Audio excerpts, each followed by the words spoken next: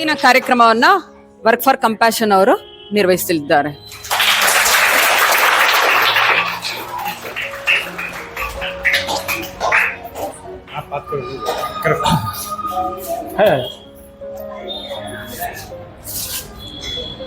ಎಲ್ಲ ಗಣ್ಯರಿಗೆ ಹಾಗೆ ಪ್ರೀತಿಯ ಮಕ್ಕಳಿಗೆಲ್ಲರಿಗೂ ನಮಸ್ಕಾರ.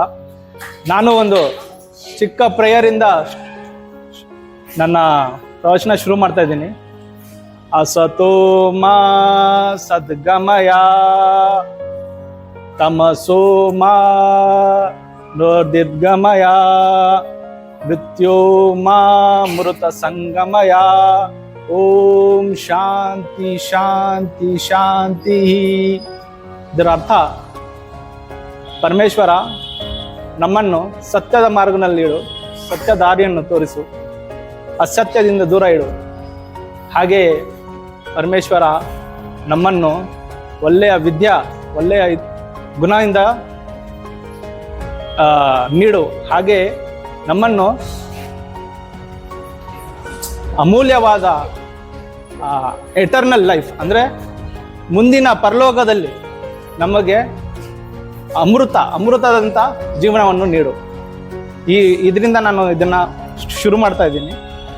ನೀವು ನೋಡ್ಬೋದು, ವರ್ಕ್ ಫಾರ್ ಕಂಪ್ಯಾಷನ್ ಅಂತ ಇದೆ, ಕಾಯಕವೇ ಕೈಲಾಸ.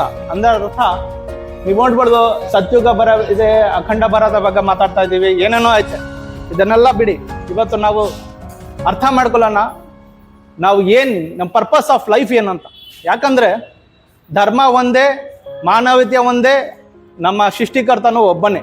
ಹೌದು, ಹೇಗೆ ನಾವು ಮುಸ್ಲಿಮು, ನಾವು ಕ್ರಿಶ್ಚಿಯನ್, ಇದೆಲ್ಲ ನಾವು ಮಾಡ್ಕೊಂಡಿರೋದು. ಇದು ಆ ಸೃಷ್ಟಿಕರ್ತ ನಮ್ಮನ್ನೆಲ್ಲ ಒಬ್ಬ ಮನುಷ್ಯನಾಗಿ ಹುಟ್ಟಿಸಿರೋದು. ನಾವೆಲ್ಲ ಒಂದೇ ಮಾನವೀಯತೆ. ಅವನೊಬ್ಬನೇ, ದೇವನೊಬ್ಬ, ನಾಮ ಹಲವ. ಅವನಾಗ ಹಲವ ಹೆಸರಿಂದ ಕರೆಯಲಾಗುತ್ತದೆ. ಹೇಗೆ ನಾವು ನೀರಂತೀವಿ, ತಣ್ಣಿ ಅಂತೀವಿ, ಪಾನಿ ಅಂತೀವಿ, ಜಲ ಅಂತೀವಿ, ವಾಟರ್ ಅಂತೀವಿ. ಇದು ಬೇರೆ ಬೇರೆ ಭಾಷೆ ಹೊರತು ಅದು ನೀರು ಬೇರೆ ಅಲ್ಲ, ಅದು ನೀರು ಒಂದೇ. ಸೊ ನಮ್ಮ ಸೃಷ್ಟಿಕರ್ತನ ಒಬ್ಬನೇ. ಅದೇ ತರ ನಾವೆಲ್ಲ ಒಂದೇ, ವಸುದೇವ ಕುಟುಂಬಕಂ. ಇಡೀ ವಿಶ್ವದಲ್ಲಿ ಎಷ್ಟು ಮನುಷ್ಯರಿದ್ದೀವಿ ನಾವೆಲ್ಲ ಒಂದೇ ಮಾನವೀಯತೆ, ನಾವೆಲ್ಲ ಒಂದೇ. ಅದೇ ತರ ನಮ್ಮ ಧರ್ಮ ಕೂಡ ಒಂದೇ. ಧರ್ಮ ಹೇಗೆ ಒಂದೇ ಆಗುತ್ತೆ? ಇಲ್ಲ, ಧರ್ಮ ಬೇರೆ ಬೇರೆ ಇಲ್ಲ. ಹೇಗೆ ನಾವು ಭಾಷೆ ಬೇರೆ ಬೇರೆ ಆಗ್ತದೆ, ಅದೇ ತರ ಒಂದು ಉದಾಹರಣೆ ಹೇಳ್ತೀನಿ ನೋಡಿ, ನಿಮ್ಗೂ ಅರ್ಥ ಆಗುತ್ತೆ, ನಮ್ಮ ಹಿರಿಯರಿಗೂ ಅರ್ಥ ಆಗುತ್ತೆ ಏನಂತ. ಈಗ ಧರ್ಮ ಅಂತ ಇರೋ ವಿಷಯ ಒಂದು ವಿಶಾಲ ಒಂದು ವಿಷಯ. ಅದು ನ್ಯಾರೋ ಮಾಡೋಕ್ಕಾಗಲ್ಲ, ಅದು ವಿಶಾಲವಾದ ವಿಷಯ ಅದು ಧರ್ಮ. ಹೇಗಂದ್ರೆ ಒಬ್ಬ ಮಗುವಿನ ಒಂದು ಧರ್ಮ ಇರುತ್ತೆ, ತಂದೆ ತಾಯಿಯ ಒಂದು ಧರ್ಮ, ಅದೇ ತರ ಗುರುವಿನ ಧರ್ಮ, ಶಿಷ್ಯರ ಧರ್ಮ. ಇದು ಯಾವ ಕಂಟ್ರಿಗೆ ಹೋದ್ರೂ ಆ ಧರ್ಮ ಒಂದೇ ಇರುತ್ತೆ. ಹೇಗೆಂದ್ರೆ ಈಗ ಗುರುವಿನ ಧರ್ಮ ಏನು? ಪಾಠ ಹೇಳ್ಕೊಡೋದು ಮಾತ್ರ ಅದು ಗುರುವಿನ ಧರ್ಮ ಅಲ್ಲ. ಒಳ್ಳೇದು ಕೆಟ್ಟದ್ದು ಎಲ್ಲ ಅರಿವನ್ನು ತರಿಸ್ಕೊಡ್ಬೇಕು ಸ್ಟೂಡೆಂಟ್ಸ್ಗೆ, ಅದು ಗುರುವಿನ ಧರ್ಮ. ಇದೇ ಧರ್ಮ ಅಮೆರಿಕನಲ್ಲಿ ಇರೋ ಗುರುನು ಮಾಡ್ತಾರೆ, ಇಂಡಿಯಾನಲ್ಲಿ ಇರೋ ಗುರುನು ಮಾಡ್ತಾರೆ, ಚೈನಾನಲ್ಲಿ ಇರೋ ಗುರುನು ಮಾಡ್ತಾರೆ, ಇಂಡೋನೇಷ್ಯಾನಲ್ಲಿ ಇರೋ ಗುರುನು ಮಾಡ್ತಾರೆ. ಅದೇ ತರ ತಂದೆ ತಾಯಿಯ ಧರ್ಮ ಏನು? ತನ್ನ ಮಕ್ಕಳಿಗೆ ಪಾಲನಾ ಪೋಷಣೆ ಕೊಡೋದು ಮಾತ್ರ ಅಲ್ಲ ತಂದೆಯ ಧರ್ಮ, ಅದುಗೆ ಒಳ್ಳೆ ವಿದ್ಯಾವಂತರಾಗಿ ಮಾಡಿ, ಒಳ್ಳೆ ಬುದ್ಧಿನ ಕೊಟ್ಟಿ, ಎಲ್ಲ ಕೆಟ್ಟ ಚಟುವಟಿಕೆಗಳಿಂದ ದೂರ ಮಾಡೋದು ಅದು ತಂದೆ ತಾಯಿಯ ಧರ್ಮ. ಇದೇ ಧರ್ಮ ಅಮೆರಿಕಾನಲ್ಲಿ ಇರೋದು, ಇಂಡಿಯಾನಲ್ಲಿ ಇರೋದು, ಚೈನಾನಲ್ಲಿ ಇರೋ ಎಲ್ಲ ತಂದೆ ತಾಯಿ ಮಾಡೋದು ಧರ್ಮ ಇದೆ. ಅರ್ಥ ಆಗ್ತಾ ಇದೆಯಾ? ಅದೇ ತರ ಮಗುವಿನ ಧರ್ಮ ಏನು? ಮಗುವಿನ ಧರ್ಮ ಏನಂದ್ರೆ ತಂದೆ ತಾಯಿಯನ್ನ ಸೇವೆ ಮಾಡೋದು, ತಂದೆ ತಾಯಿಯನ್ನ ನೋಡ್ಕೊಳ್ಳೋದು, ಗುರುವಿನ ಆಜ್ಞೆಗಳೆಲ್ಲ ಕೇಳೋದು. ಇದೇ ಶಿಕ್ಷಕರ ಧರ್ಮ, ಕರೆಕ್ಟ್ ಅಲ್ಲ? ಸೊ ಇದೇ ಧರ್ಮ ಏನು? ಎಲ್ಲ ಕಡೆ ಭಾಷೆ ಬೇರೆ ಬೇರೆ ಆಗ್ತಾ ಇದೆ ಮಾತ್ರ. ಒಬ್ರು ಇಂಗ್ಲಿಷ್ ಅಲ್ಲಿ ಫಾಲೋ ಮಾಡ್ತಾ ಇದಾರೆ, ಒಬ್ರು ಕನ್ನಡದಲ್ಲಿ ಫಾಲೋ ಮಾಡ್ತಾ ಇದಾರೆ, ತಮಿಳಲ್ಲಿ ಫಾಲೋ ಮಾಡ್ತಾ ಇದಾರೆ. ಭಾಷೆ ಬೇರೆ ಬೇರೆ ಆಗ್ತಾ ಇದೆ, ಧರ್ಮನೂ ಒಂದೇ. ಅರ್ಥ ಆಗ್ತಾ ಇದೆಯಾ? ನಾವು ಒಳ್ಳೆ ಕಾರ್ಯಗಳ ಮಾಡಿದ್ರೆ, ನಾವು ಒಳ್ಳೆ ಕರ್ಮಗಳ ಮಾಡಿದ್ರೆ ನಮ್ಗೆ ಸ್ವರ್ಗ ಸಿಗುತ್ತದೆ ಅಂತ ಗ್ರಂಥಗಳು ಹೇಳ್ತದೆ. ಸ್ವರ್ಗ ಅಂದ್ರೆ ಏನು? ಸುಖ, ಸಂತುಷ್ಟ, ಶಾಂತಿ, ಏಕತೆ, ಎಲ್ಲ ಇದು ಸ್ವರ್ಗದಲ್ಲಿ ಇರೋದು. ನಾವು ಕೆಟ್ಟ ಚಟಗಳ ಯಾವಾಗ ಶುರು ಮಾಡ್ಕೋದು? ಯಾರಾದ್ರೂ ಗುಂಡಾಕವರು ಉದ್ಧಾರ ಆಗಿದಾರ? ಗುಂಡಾಕ್ತಾರಲ್ಲ, ಗೊತ್ತಲ್ಲ? ಯಾರಾದ್ರೂ ಉದ್ಧಾರ ಆಗಿದಾರ? ಯಾರ ಸ್ಪಿಟ್ ಆಡೋರು ಉದ್ಧಾರ ಆಗಿದಾರ? ಅಲ್ಲ, ಕರೆಕ್ಟ್ ಅಲ್ಲ ಮೇಡಮ್? ಸೊ ಅದಕ್ಕೆ ಧರ್ಮ ಏನನ್ನುತ್ತೆ? ಎಲ್ಲ ಕೆಟ್ಟದನ್ನ ಬಿಡಿ, ಒಳ್ಳೇದನ್ನ ಹಿಡ್ಕೊಳ್ಳಿ. ಇದೇ ಧರ್ಮ. ಈ ಧರ್ಮ ಅಂದ್ರೆ ಏನು? ಎಲ್ಲ ಧಾರಣಿಸ್ಕೊಳ್ಳೋದು. ನಾವ್ ಏನ್ ಧಾರಣಿಸ್ಕೊಳ್ತೀವಿ ಅದನ್ನೇ ಧರ್ಮ ಅಂತೀವಿ. ಈಗ ಎಷ್ಟು ವೃದ್ಧಾಶ್ರಮಗಳಿದೆ, ಎಷ್ಟು ಅನಾಥಾಶ್ರಮಗಳಿದೆ, ಬೆಳಿತಾನೆ ಬರ್ತಾ ಇದೆ. ಇದು ಕಡಿಮೆ ಅಂತೂ ಆಗ್ತಾ ಇಲ್ಲ. ಯಾಕೆ ಬೆಳೀತಾ ಬರ್ತಾ ಇದೆ?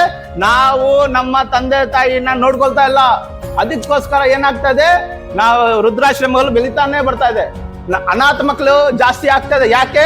ಅನೈನಿಕ ಸಂಬಂಧಗಳು ಜಾಸ್ತಿ ಮಾಡ್ಕೊಳ್ತಾ ಇದೀವಿ. ಅದಕ್ಕೆ ಅನಾಥಾಶ್ರಮಗಳು ಜಾಸ್ತಿ ಆಗ್ತಾ ಇದೆ. ನಾವು ಯಾವಾಗ ಕೆಟ್ಟ ಚಟಗಳನ್ನ ಬಿಡ್ತೀವಿ, ಒಳ್ಳೆದನ್ನ ಹಿಡಿತೀವಿ, ಅವಾಗ ಏನಾಗುತ್ತೆ, ಧರ್ಮ ಒಂದಾಗುತ್ತೆ. ಆ ಧರ್ಮಗೋಸ್ಕರ ಧರ್ಮನು ಒಂದೇ, ನಾವೆಲ್ಲ ಒಂದೇ. ಇಡೀ ವಿಶ್ವದಲ್ಲಿ ಎಷ್ಟು ಮನುಷ್ಯರಿದ್ದೀವಿ ನಾವು. ಈಗ ಉದಾಹರಣೆಗೆ ಹೇಳ್ತೀನಿ, ನಾನು ಇಲ್ಲಿಂದ ಅಮೆರಿಕಾಗೆ ಹೋದೆ. ಅಲ್ಲೇನೋ ನನ್ಗೆ ಹಾಸ್ಪಿಟಲ್ಗೆ ಸೇರ್ಸ್ಬೇಕಾಗಿತ್ತು. ಅಲ್ಲಿ ನನ್ಗೆ ರಕ್ತ ಬೇಕು. ಯಾರು ನನ್ಗೆ ರಕ್ತ ಕೊಡ್ತಾರೆ? ಅಲ್ಲಿರೋ ಜನ ತಾನೇ ನನ್ಗೆ ರಕ್ತ ಕೊಡ್ತಾರೆ. ಇಲ್ಲಿಂದ ಯಾರಾದ್ರೂ ಬರ್ತಾರೆ ನನ್ನ ರಕ್ತ ಕೊಡೋಕೆ? ಸೊ ಅವನು ನಮ್ಮ ಸಹೋದರನೇ, ಅವನು ನಮ್ಮ ತಮ್ಮನೇ, ಅವನು ನಮ್ಮ ತಂಗಿನೇ, ಆ ತರ ಭಾವನೆ ಬರಬೇಕು. ಇಲ್ಲಿ ಏನಾಗ್ತದೆ, ಬೆಂಗಳೂರಲ್ಲಿ ಎಲ್ಲ ಒಂದ್ ಕಡೆ ಒಂದು ಆಕ್ಸಿಡೆಂಟ್ ಆಗ್ತದೆ, ಇಲ್ಲಾಂದ್ರೆ ಒಂದ್ ಕಡೆ ಏನೋ ಜಗಳ ನಡೀತಾ ಇದ್ರೆ ವಿಡಿಯೋ ಹಿಡಿತಾರೆ, ಫೋಟೋನಲ್ಲಿ ಅಪ್ಲೋಡ್ ಮಾಡ್ತಾರೆ, ಸೋಷಿಯಲ್ ಮೀಡಿಯಾನಲ್ಲಿ ಅಪ್ಲೋಡ್ ಮಾಡ್ತಾರೆ. ಎಲ್ಲಿ ಹೋಗ್ತಾ ಇದೀವಿ ನಾವು? ಏನಕ್ಕೆ ನಾವು ತಿಳ್ಕೊಳ್ಳಲ್ಲ? ಅದೇ ಜಾಗದಲ್ಲಿ ಅವ್ರ ತಂಗಿನೋ, ತಮ್ಮನೋ, ಅಣ್ಣನೋ, ಅಕ್ಕನೋ ಯಾರಾದ್ರೂ ಆಕ್ಸಿಡೆಂಟ್ ಆಗಿದ್ರೆ ಫೋಟೋ ಹಿಡಿತಾ ಇದ್ರ, ಅಪ್ಲೋಡ್ ಮಾಡ್ತಾ ಇದ್ರ, ಇಲ್ಲ ಫಸ್ಟ್ ಹಾಸ್ಪಿಟಲ್ ಕರ್ಕೊಂಡು ಹೋಗ್ತಾ ಇದ್ರ? ಧರ್ಮ ಏನು ಇಲ್ಲಿ? ಆ ಆಕ್ಸಿಡೆಂಟ್ ಆಗಿರೋದು, ಅವನ್ಗೆ ಅಲ್ಲಿ ಜಗಳ ನಡೀತಾರ ನಿಲ್ಸಿ ಅವನ್ನ ಹಾಸ್ಪಿಟಲ್ ಕರ್ಕೊಂಡು ಹೋಗ್ಬೇಕು. ಇದು ಧರ್ಮ.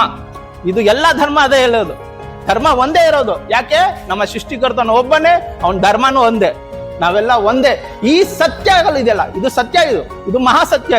ಈ ಸತ್ಯನ ಯಾವಾಗ ನಾವು ಒಪ್ಕೊಳ್ತೀವಿ, ನಾವು ಈ ಕಲಿಯುಗದಿಂದ ಸತ್ಯುಗ ಕಡೆ ಹೋಗ್ಬಿಡ್ತೀವಿ. ಅರ್ಥ ಆಗ್ತಾ ಇದೆಯಾ? ಸೊ ನಮ್ಮ ಗಾಯತ್ರಿ ಪರಿವಾರ ಹೇಳ್ತಾರೆ, ಹಮ್ ಬದಲೇಂಗೆ ಯುಗ್ ಬದಲೇಗ ಅನ್ಬಿಟ್ಟು. ಹಮ್ ಬದಲೇಂಗೆ ಯುಗ್ ಬದಲೇಗ.